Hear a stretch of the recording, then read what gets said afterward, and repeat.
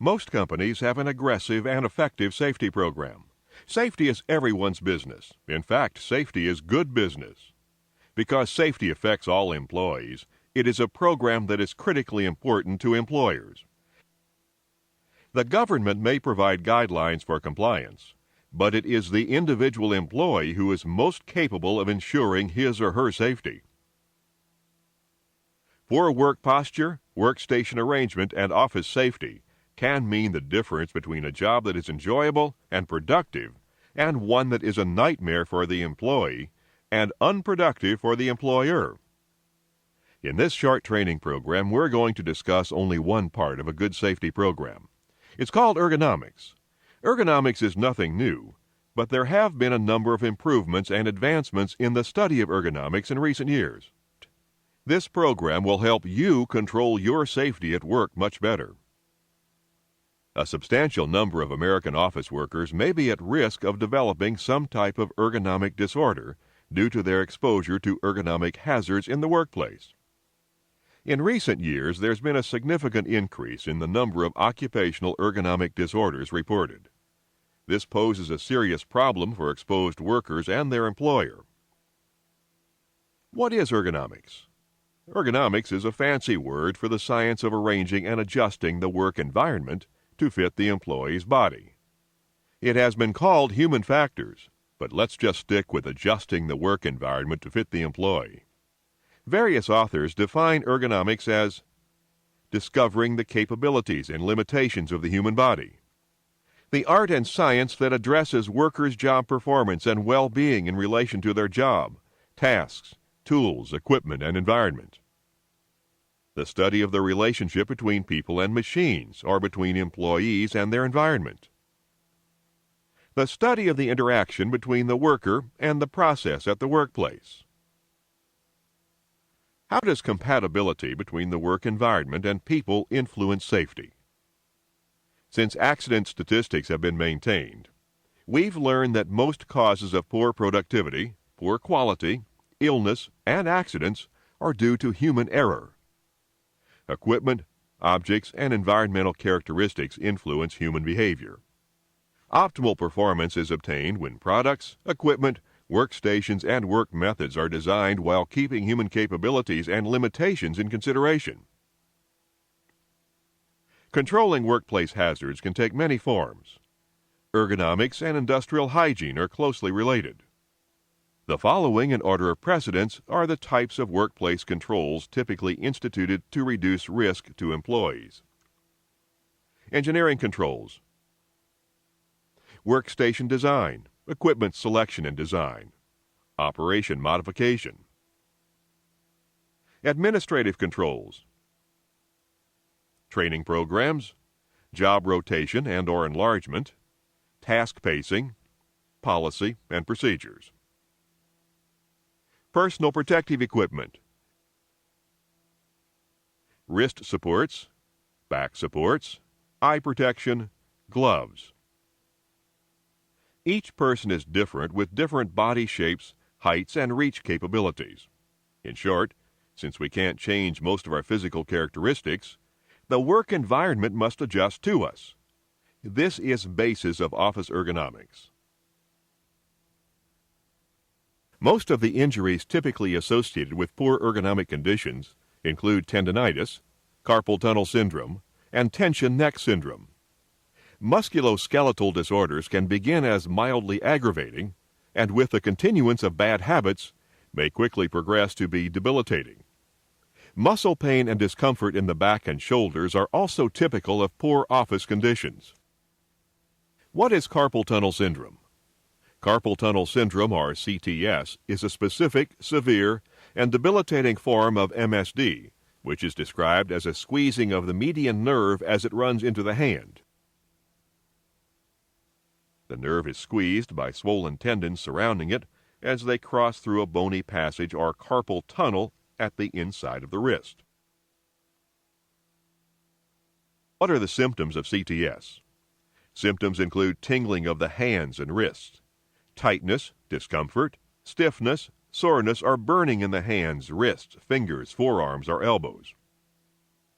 Some symptoms include a feeling of a need to massage your hands, wrist, and arms, or pain that wakes you up at night.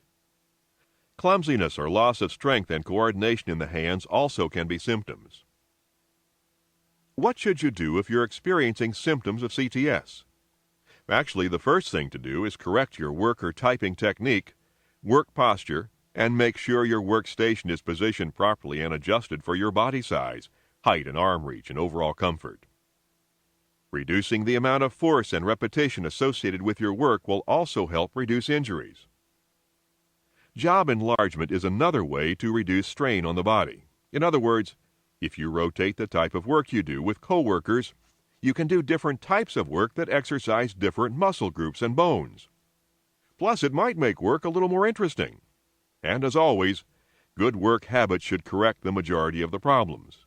If the symptoms persist, report it to your employer. The longer you wait, the more severe the injury. Will there be an adjustment period after ergonomic improvements are implemented? Probably. It might take 10 to 20 days for your muscles to become comfortable with changes in your workstation. Keep in mind, you may be uncomfortable with these adjustments and changes initially, as old habits are hard to break. The goal is safety and injury prevention. These recommended adjustments will help accomplish this goal. Let's look at some specific things that can be done to improve comfort, productivity, and the overall health of people who work at computer workstations. Then we'll discuss some of them in greater detail. Placement of an anti-glare device on your monitor. Placing the monitor at a comfortable and correct eye height. Using a paper holder to reduce neck movement. Selecting an ergonomic keyboard. Using a wrist support with your keyboard. Using a wrist support with your mouse pad. Properly aligning your body to your keyboard or work. Ensuring that your elbows are level with your keyboard. Using a fully adjustable work surface. Using a fully adjustable task chair. Using a tactile, comfortable floor surface under your chair. Using a footstool to support your lower back and legs. Proper usage of task lighting for fine work. Proper usage of indirect lighting in your work area. Proper usage of natural lighting in your work area. Arranging work to diminish the glare caused by natural light. The use of adjustable shelves to place frequent use items. Adjusting shelves to a height no lower than knees. Adjusting shelves to a height no higher than shoulders. Using work dividers to reduce interoffice noise. Procuring headsets versus shoulder use phones. Providing ample room in your work area for chair movement. For the purposes of office ergonomics, we separate breaks into two different categories: active breaks and micro breaks. What is recommended for active breaks? When you sit in one position for a long period of time, blood flow is restricted. Your body needs activity. You should change your sitting position at least every 15 minutes. Active breaks should be taken at least every 30 minutes, especially for those who perform more than 2 or 3 hours of keyboarding a day. Getting up and walking and stretching periodically is essential. This allows your muscles and bones to move in a wider range of motion and allows your eyes to focus at objects farther away than the typical 18 to 24 inches you use during keyboarding. What is recommended for micro breaks? Micro breaks should occur more often than an active break. A micro break occurs when you stop keyboarding to do other things, such as take or make telephone calls, file papers, or get up to get a drink of water. Let's take a look at some exercises you can easily perform to help reduce and prevent the effects of MSD. Raising your forearms and pointing your hands to the ceiling performs the shoulder blade squeeze. Push your arms back, squeezing your shoulder blades together. Hold for at least 5 seconds and repeat about 3 times. It may look funny, but it's effective. Eye palming technique. Place your elbows on your desk. Cup your hands and close your eyes. About what you'd do if you received notice of an IRS audit. Place your eyelids gently down onto your palms. Hold this position for about 1 minute while breathing deeply and slowly. Then uncover your eyes slowly. Arm and shoulder shake. Drop your hands to your sides. Then shake your relaxed hands, arms, and shoulders gently for at least 5 seconds, and then repeat 3 times. Finger spanning. Spanning is placing your arms straight in front of you and spread your fingers as far as possible for at least 5 seconds, and repeat this exercise 5 times. Pianists have used this exercise all over the world. With the same arms extended in front of you, spanning can be combined with a forearm extensor stretch by turning the hands so that their backs touch. Then turn them so that the palms face the ceiling. Body strengthening and exercise. When we talk about lifestyle changes, we're just making recommendations that have proven to help people avoid injury and illness. Lifestyle changes refer to things you can do to reduce the hazards from a personal standpoint. Stretching and strengthening active muscles promotes relaxation. Relaxation is as important for prevention of MSD symptoms as it is for general well-being. Take a new, more active role in promoting your general fitness both at and away from work. If you don't exercise regularly, get clearance from a physician to add walking, bicycling, swimming, or other exercise to your weekly schedule at least 3 separate days. Diet and personal habits. Cut down on stimulants like coffee, sweets, or nicotine, and spread healthy snacks and water intake throughout the day. Keep water at your desk as it makes for a smart micro or mini break. Remember that the first symptom of dehydration is fatigue, not thirst. Fruit and vegetable snacks prevent mid-morning and mid-afternoon blood sugar drops. These dips can affect alertness, mood, productivity, and decision-making. A diet emphasizing complex carbohydrates, reliable sleeping patterns, and time for yourself can do wonders for work performance and your well-being. All habits and practices that promote relaxation and physical fitness are potent weapons to stop the threat of MSD. Musculoskeletal disorder. What causes MSDs? Doing the same motions over and over again places stress on the muscles and tendons. Awkward postures, contact stress, vibrations, and forceful exertions also increases the risk of developing an MSD. An example of contact stress is pressing the body against a hard or sharp edge, which can result in placing too much stress on nerves, tendons, and blood vessels.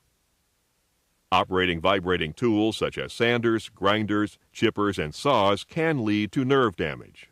Adjust your workstation to fit you personally. If you continue keyboarding without adjusting your monitor, keyboard, mouse, and chair height to maintain good posture and proper procedures, you're more likely to develop an injury. Work breaks and exercises. If you don't take micro mini breaks and active breaks, you're asking for trouble. If you don't exercise properly during your workday, you're more likely to suffer an injury. Early injury reporting. If you don't report unusual sensations in your arms, wrist, and neck, you're more likely to continue until the injury becomes a real problem. The objective of the program is to make sure that all employees fully understand their job responsibilities in preventing accidents. This includes how to prevent MSDs like tendinitis and carpal tunnel syndrome from your use of computers and other office work situations. Take a look at your work area and make suggestions on how to improve the ergonomics of performing your job. We want you to understand that ergonomics should be a part of your everyday life and living. Ergonomics should be a part of work, not a requirement of work. Safety is your responsibility. The company can provide the proper equipment, facilities, policies, and procedures. But when the race is finally finished, the ending is controlled only by you. You are the only person who has control of your safety behavior. We'd like to encourage you to participate in our safety program and be your own ergonomics engineer. If you need assistance with any part of the safety program or evaluation of your workstation, or just want more information about ergonomics, ask your supervisor. A team effort is required, and you're the most important part of the team. Thank you.